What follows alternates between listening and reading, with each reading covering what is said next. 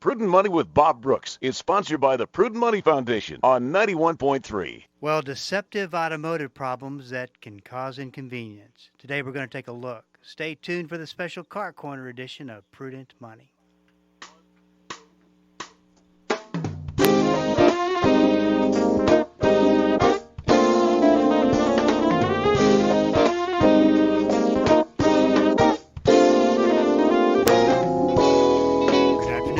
Bob Brooks, and you are listening to the special Car Corner edition of Prudent Money. Thank you so much for joining me today. You know I do appreciate it. Tony Joe is in the studio today and is here to take your Car Corner questions. The number to call is 1-877-913-5357. You can also go to the website at www.prudentmoney.com. Send a question in, and we'll get you taken care of. Phone number for today, though, is 1-877-913-5357. Well, Tony Joe, how are you doing today? I am doing well. You would be doing much better if I turned up your mic. Mm-hmm. I appreciate that. I really don't do that on purpose. I know. You say that, but I don't know. Anyway, I'm doing fine. Thanks for asking. How are you? I'm good. I'm a little disturbed because I know that. All the listeners know that. You're funny. You know, the similarities. That's funny. A friend of mine's calling me right now. That I've known for 37 years. Mm-hmm. We figured this out the other day. And he knows that I have a radio show at 3 o'clock. Right. And he's calling me. Wives, kids, and friends. Yeah. They all do that. They all do that. So. Do like I do. Just don't carry a phone. Just don't own one.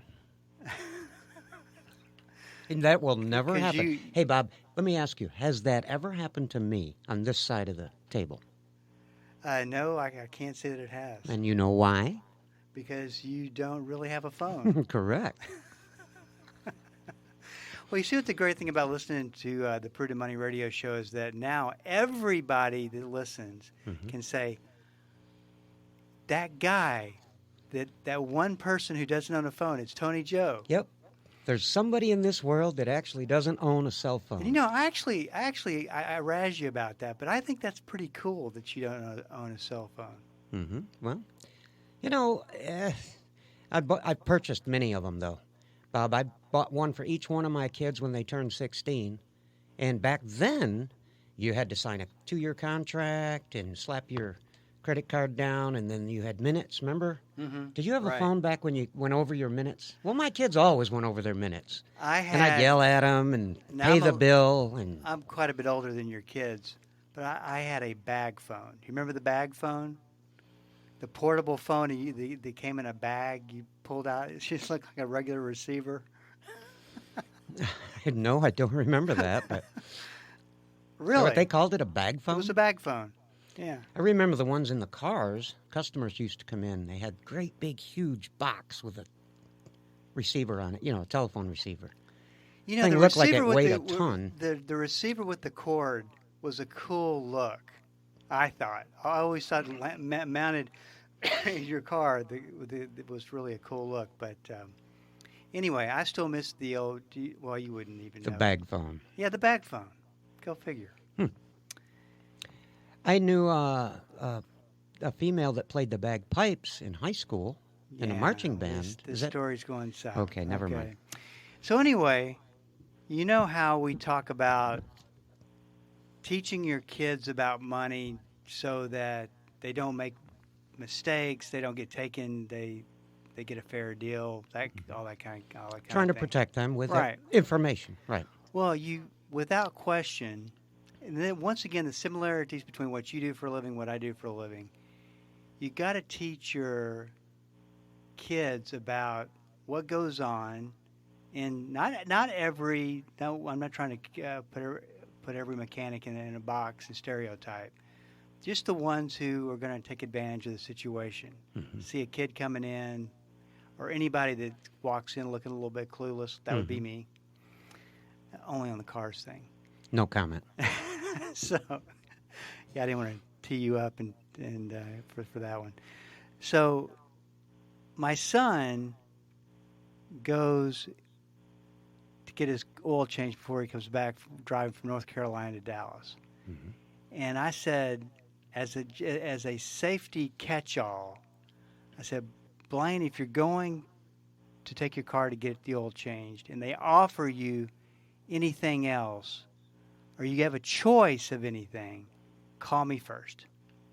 Good. And so I thought, that's going to cover everything. Now, I'm not really sure if he had synthetic oil in his car to begin with. I couldn't tell you, or if it was regular oil. But they didn't ask anything. They didn't give him any choices or anything, and they put the most expensive oil in that car. Oil change was $70 in Hickory, North Carolina. Well, let's start off by examining the synthetic oil thing. And I am not a big proponent of fully synthetic oil. Is it better? Yes. Does it lubricate better? Yes, it does. It does all the things that you want it to do better. However, I believe in using what we call a synthetic blend, which is basically organic oil with some additives in it, which is about the cheapest oil you can buy now. Now, I don't mean cheap oil like Walmart unbranded oil that has no name on it. I'm talking about less expensive oil. And the reason, just to remind you, Bob, I know you want to talk about your son's oil change, but the reason I'm not a big proponent of synthetic oil is because even though you're using synthetic oil, the same oil filter is being used regardless of what kind of oil you use. And that oil filter needs to be replaced every now and then. And it needs to be replaced many, many miles before the oil is recommended to be replaced. Some of the mobile ones that can go 25,000 miles without changing it, maybe so. I wouldn't dare ever try it, but maybe it could. But I know that filter needs to come off after about 5,000 miles maximum. They changed the filter. No. What I'm saying is I don't like synthetic because of that reason. Right. Gotcha. Because if you had to change the oil filter 5,000 miles into your 25,000 miles, then you're going to waste a quart when you take that filter off, because it holds about a quart. Then you're going to have to replace the filter anyway. You're doing all this inconvenient stuff. Then you've got to add another quart of that expensive Mobil 1 to bring it back up to the full level. So I'm not a real big proponent of full synthetic. However, in your son's case, he probably didn't know any better. No, he didn't. And That's my they fault. didn't ask him, because he's a young person, and they didn't really ask him. They just put in probably an okay product. It's not going to hurt anything, Bob. It's just a little more expensive than he needed. But for what it's worth, I mean, when really kids are 18 years old, isn't he 18? I mean, No, they he's don't know. 20. Okay. But the thing is, I guess it wasn't the cost. Well, a little bit of it was the cost. It kind of ticked me off. But it was, did he do something harmful to his car? It's the first, because you mixed up, if it's on one type of oil, you've always said it's best to keep it on one type of oil. Right. Okay, well, we can talk about that after. Let's examine that. It's a good topic. If you 1-877-913-5357. Let's talk to Debbie from Fort Worth. Debbie, welcome to the program. What's on your mind today? Hi, I have a 2013 Toyota Sienna van, and I guess it was last year the air conditioner stopped cooling very well, and we added whatever you call it, the refrigerant, and it didn't change. Now, it's a weird thing. It takes it about almost 10 minutes to start cooling at all, even if it's a 70-degree day. So that's one thing that's odd to me. And the other thing is, it does cool, but it doesn't cool enough. If it's 85 or 90 or above, it's not nearly adequate. Okay. So I'm wondering what I'm looking at. Okay. Just let me ask you a couple of things. Did you have the refrigerant added by a shop, or did you put it in, your husband put it in? I mean, my brother put it in. Okay. Now, the next question is, does this Sienna van have rear air as well as front air? Yes. Okay. Did you by chance know if he was running the rear air on full max when he put the Freon in? I don't think so. Okay. Simple overlook here. What you're going to have to do is get your brother back out there, grab him by the scruff of the neck, get him back out there with his gauges and his can of Freon.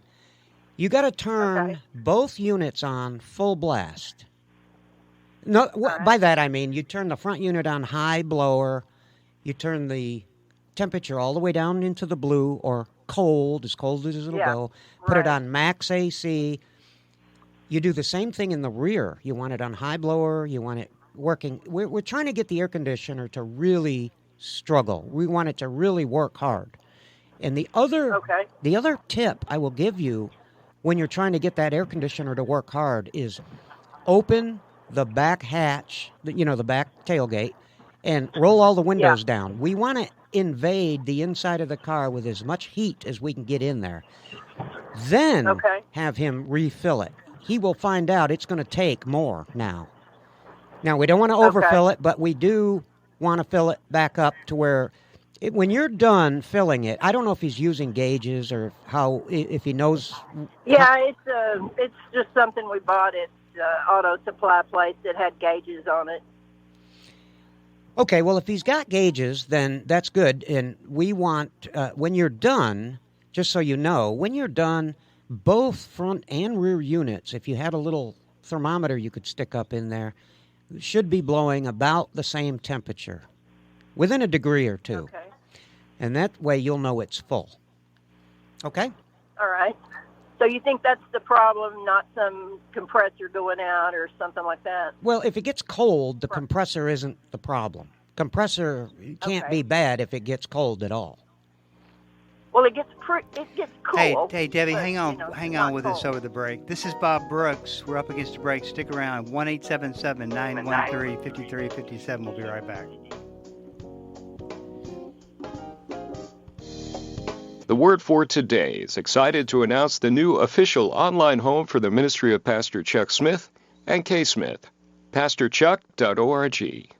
At pastorchuck.org, you'll have instant access to thousands of hours of verse-by-verse teaching by Pastor Chuck Smith from Genesis through Revelation, and full access to special messages on subjects such as prophecy and much, much more.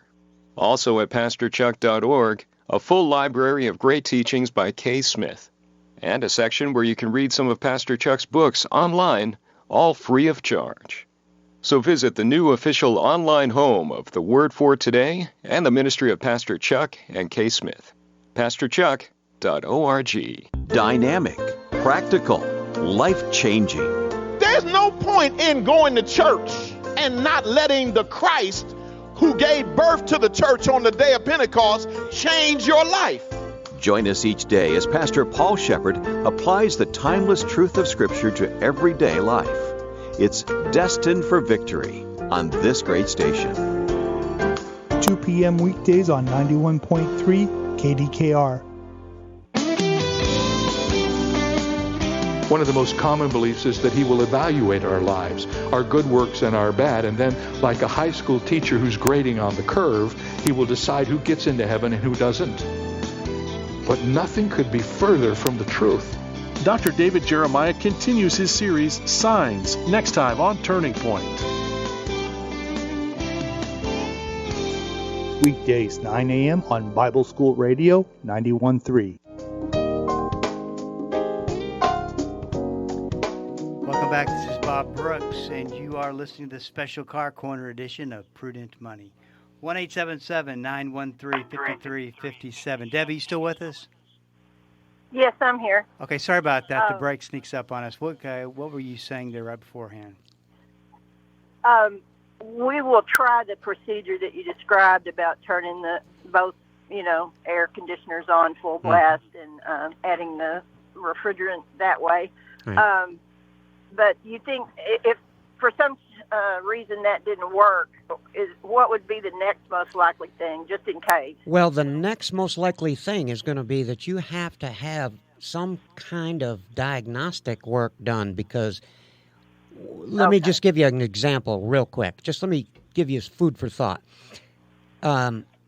That 2013 van has what we call blend air system, which means there's a little door in the dashboard that shuts closed one way to get completely cold air through the ductwork, and then it opens up a little bit at a time depending on what temperature you want to have inside your car. So if you wanted like 75 degrees, the door would go from complete cold to about, say, 3/4 of the way open, and it would mix some of the heat with some of the air and give you a precise 70-degree temperature output. Okay. So let's suppose for a minute that the air door was stuck wide open, Okay. and the air is really working good, but it's mixing with heat, and you're not happy, of course, because it's not going to be cold, cold, cold. So without doing any more, that's about all I can suggest for your brother to do. If it still doesn't work good after that, then we need some professional diagnosis so we don't go down the wrong path and start spending money on stuff we don't need. And by the way, I can help you as much as I can. If you find out that didn't work, maybe have diagnostic work done, but don't fix anything. And if you want to talk to me next Friday about what word you got from whatever place you took it to, I can kind of help you in that respect. I can advise you or see if it makes sense or whatever. I mean, I don't know. So, All right. Yeah. Okay. All right. Well, thank you. We'll be here for you, Debbie. Thank you for calling in, and Lord bless you. Thank you. You too. Bye-bye. 1-877-913-5357.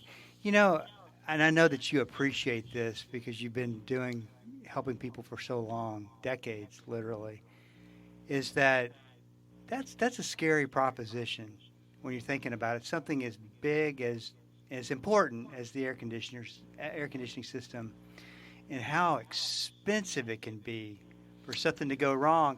And it just like you say, it's one of those finicky parts of a car. In fact, I want to ask you a question about that in a second. But it's one of those finicky parts that could be a number of things. And you're right. You could spend so much money going down the wrong path, trying to fix something that's not broken. I'm a firm believer in diagnostic work first, because it's usually not that expensive to get the diagnostic work done. In some cases, yes, but when you spend X amount of dollars for the diagnostic work and you only have to spend $50 on the repair, it offsets, believe me. It's worth it. Because sometimes you can just start throwing money at things and, it doesn't do any good, and, you've tried everything and it still doesn't work and you get frustrated. It's just not a good practice in automotive repair. Let me ask you a question, and this is off the top of your head. You and I didn't talk about this earlier.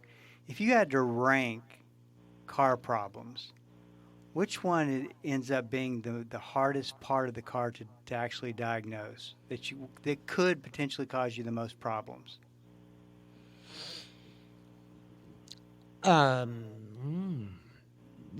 would have to say that would fall under the category of powertrain management, as in drivability problems. The check engine light comes on and the car does this, and you're not sure why, and you, like we've talked about many times, there's codes available, and you think, let me look at the codes, which I suggest you do, but you don't use those codes as biblical guide to fixing the car. The codes are trying to tell you something, and it's up to you to interpret what's causing the car to do this, what codes I've got available to me, and how they would involve themselves or factor in, and what other symptoms am I seeing here. And it's a boiling pot of factors. You got to think about everything and try to determine what could be going on, and sometimes it's very difficult. It takes hours and hours to figure it out. So that's probably one of the most difficult ones. So what's the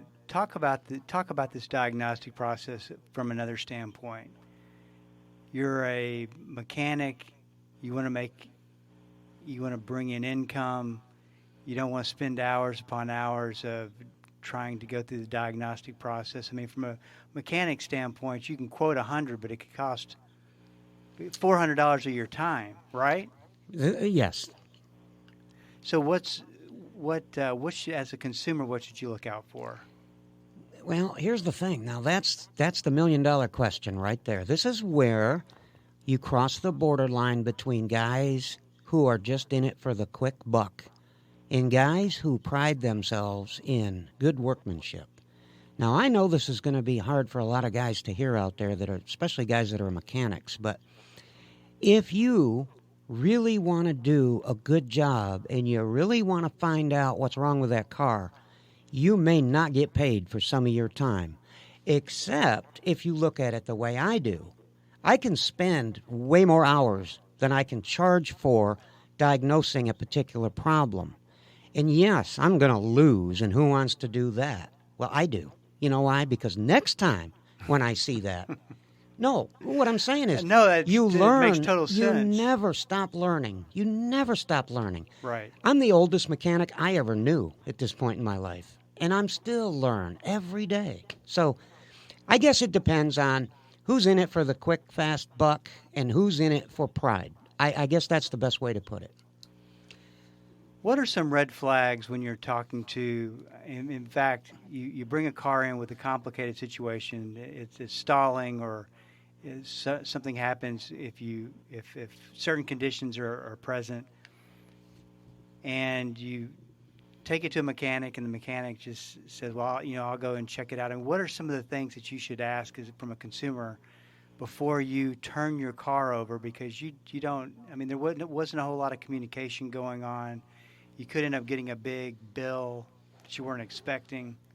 Talk a little bit about that. Well, I would say to the consumer who is not familiar with the place that they're at and they're not sure how to trust or not this place, you might want to, first of all, you can ask any questions you want. And my philosophy has always been, after watching for years and years, I've noticed that if you ask a question, you may be a female, you may be an uninformed male who doesn't know anything about a car, and I don't mean female, I mean females generally don't know much about a car. So you're going to ask questions, and the mechanic or the technician is going to explain it to you. And here's my philosophy. If he can't articulate it in a way that you can understand, then maybe the communication barrier is not ever going to be where you need it to be with your mechanic. And maybe that's not the place to go. Because you should understand at least an elementary knowledge of what he's going to do, how he's going to approach the job, what he's going to look for, and make it clear to you what he's going to do, why he's going to do it, roughly how much it's going to cost, and this is something you should walk out of that establishment with, feeling confident that, I got a pretty good idea of what he's going to do and why he's going to do it this way, and it makes sense to me, so let him do what he does, and then he'll call me with the results, and we'll find out what's going on with my car. Because it's important that you understand, whether you know anything about a car or not, you're going to know a little bit more every time you take your car in for a repair.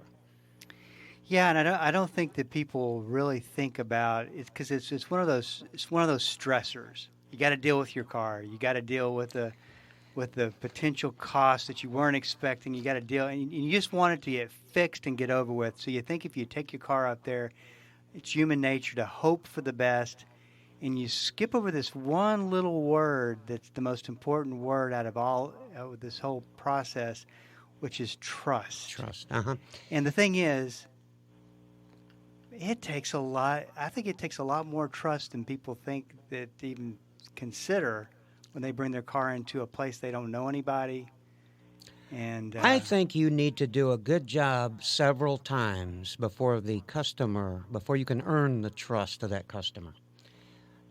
Once might just be lucky shot, twice might be coincidence.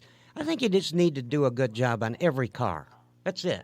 If they trust you, they trust you. And most people will, because if you're doing the best you can do, trying to be honest and trying to do everything right, I think it will fall in place naturally, because there's no reason for a mechanic not to be able to explain everything. Let me mention this too. What's equally important while you're asking these questions is the mechanic have a good attitude about answering those questions. Yep, that's another thing. If he really doesn't want to take the time, I mean, we all have bad days, Bob. Yeah, everybody's got a bad But has bad generally, they should take the time, be patient, answer your questions, whether it's on the phone or in person, and then, your instinct will tell you a lot. Just trust your instinct. Absolutely. Good stuff, Tony Joe. This is Bob Brooks. You got a question for me, please go to the website at prudentmoney.com and send it in, because we are all out of time. Till we do meet again next time. Keep the faith and have a great rest of the day.